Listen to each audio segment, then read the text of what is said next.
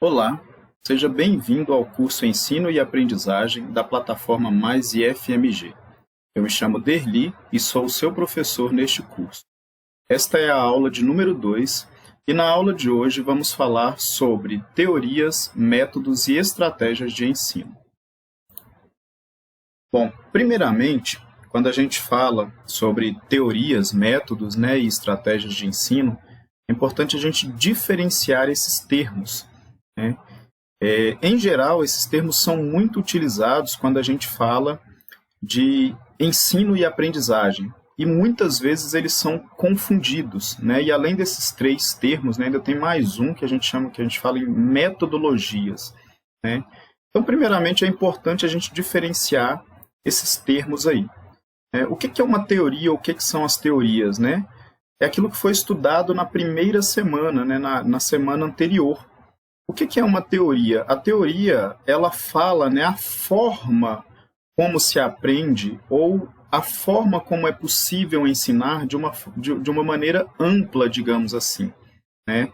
A teoria são ideias produzidas, né, por diferentes teóricos, por diferentes pesquisadores, que diz a forma como se aprende, a forma como se absorve o conhecimento, como se internaliza um conhecimento. Então, se a gente for pegar o comportamentalismo, por exemplo, lá tem a afirmação, né, de que a pessoa aprende por reforço, né, reforço positivo, né, ou quando há um reforço negativo ou não há um reforço.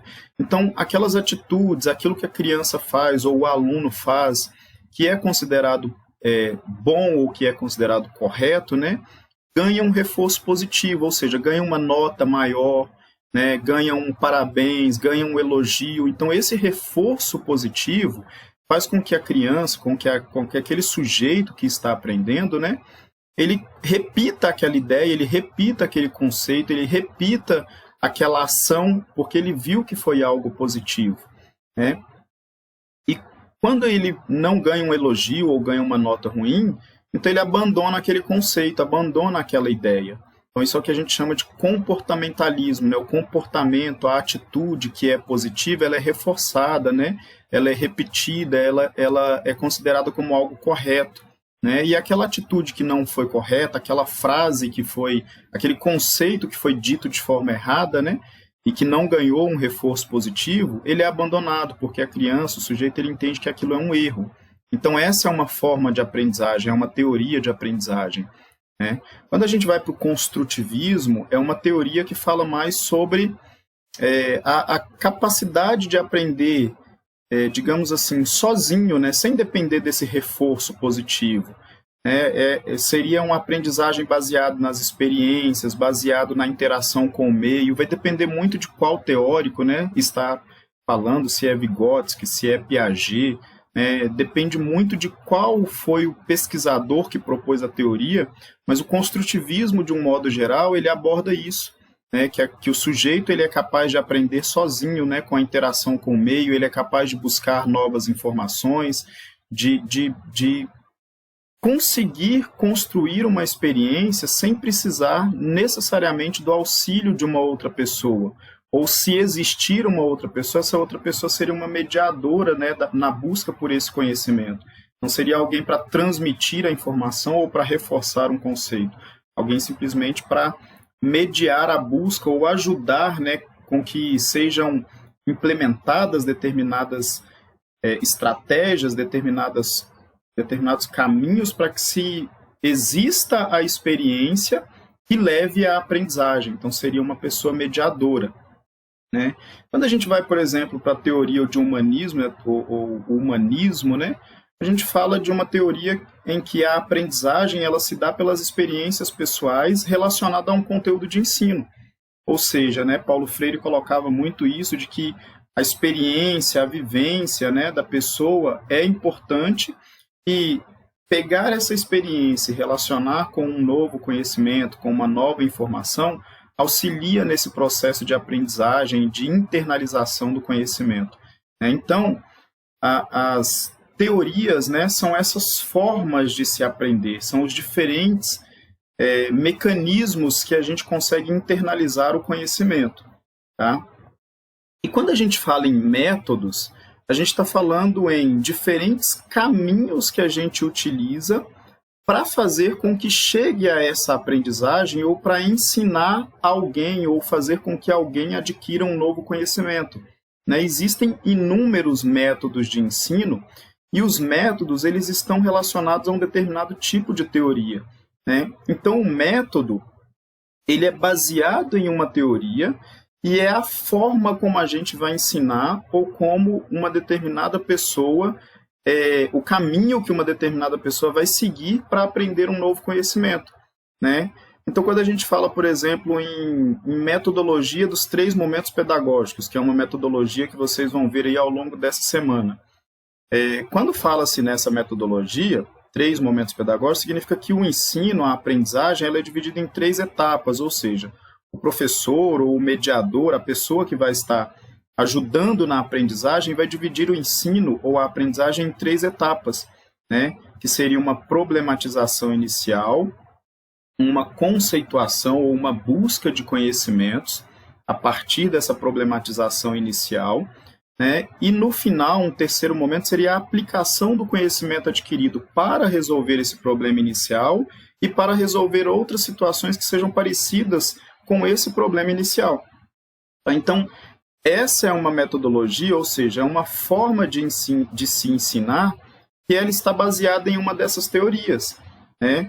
Que é baseado, por exemplo, no construtivismo, né? E na capacidade de aprender sozinho a partir de um problema, a partir da busca de soluções para esse problema, mas que também tem um certo vínculo com a teoria humanista, né? Porque trazer a experiência, o que já tem de conhecimento, ou um problema que existe no dia a dia, né, para ser solucionado, para ser resolvido, ou para buscar novas informações.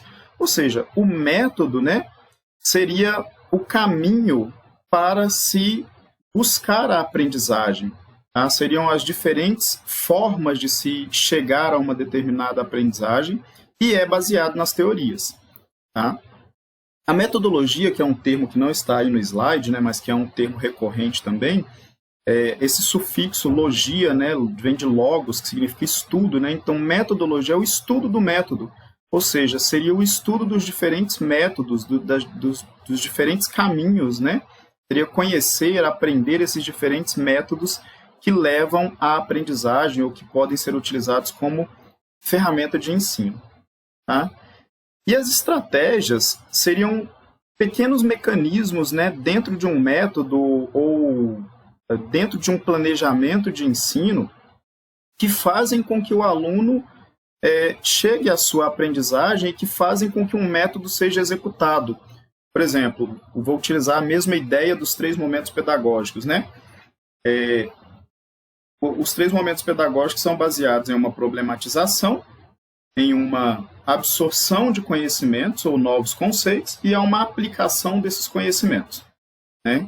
Então, para utilizar esse método, a gente precisa de estratégias para aplicar essas 3 etapas. Então, qual que é a estratégia para uma problematização inicial, por exemplo? A gente vai apresentar o problema, que estratégia eu vou usar?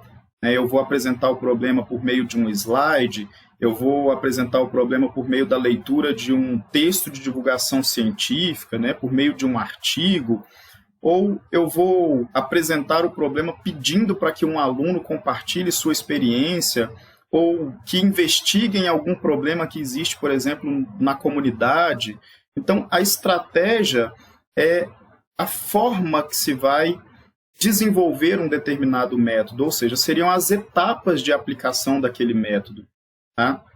E quando chega no segundo momento, por exemplo, dos 3 momentos pedagógicos, a absorção de conhecimentos, né, a ampliação de conhecimentos, como que vai buscar esses novos conhecimentos? Que estratégia vai utilizar?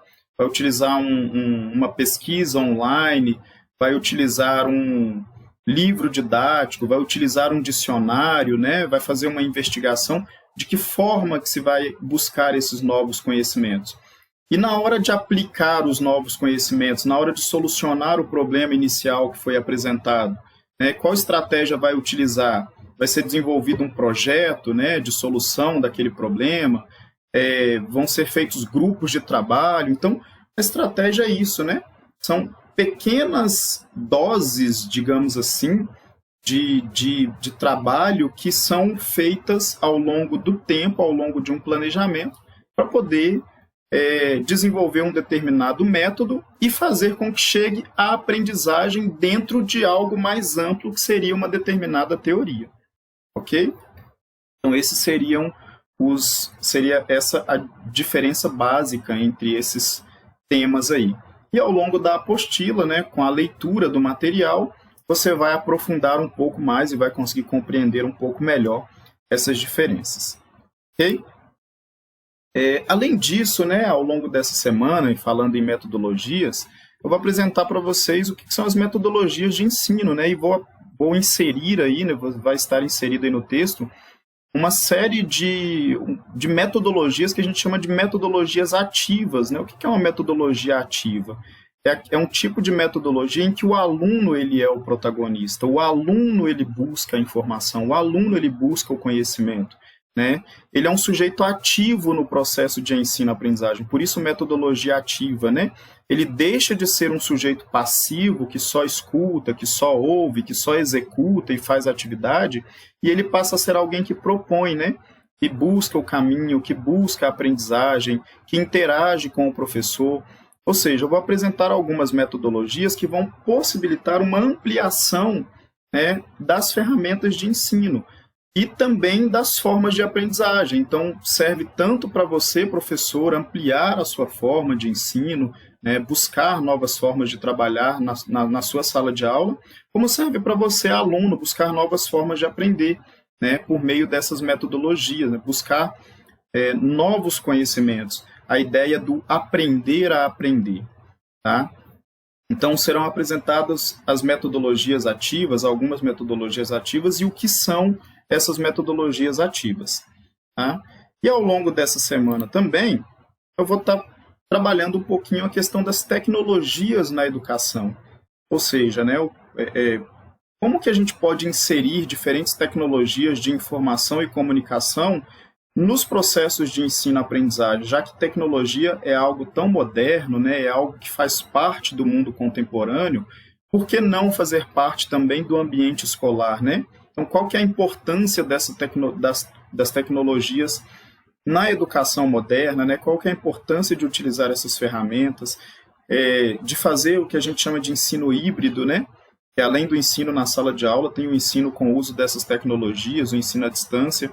Então, será discutido um pouco também da importância de se utilizar, de se adotar essas tecnologias e como elas podem ser instrumentos positivos, né, para o dia a dia da sala de aula e para os processos de ensino-aprendizagem. Não ser vistas necessariamente como vilão, né, que muitas vezes o grande problema, o questionamento é o aluno leva o celular para a escola, em vez de prestar atenção na aula, fica mexendo no telefone. Isso acontece? Sim. Mas se a gente souber, né, pegar esse instrumento, esse celular, e transformar em um objeto de ensino e aprendizagem, né, trazer ele para o nosso lado em vez dele ser um vilão. Então é importante que esse assunto também seja discutido. Beleza?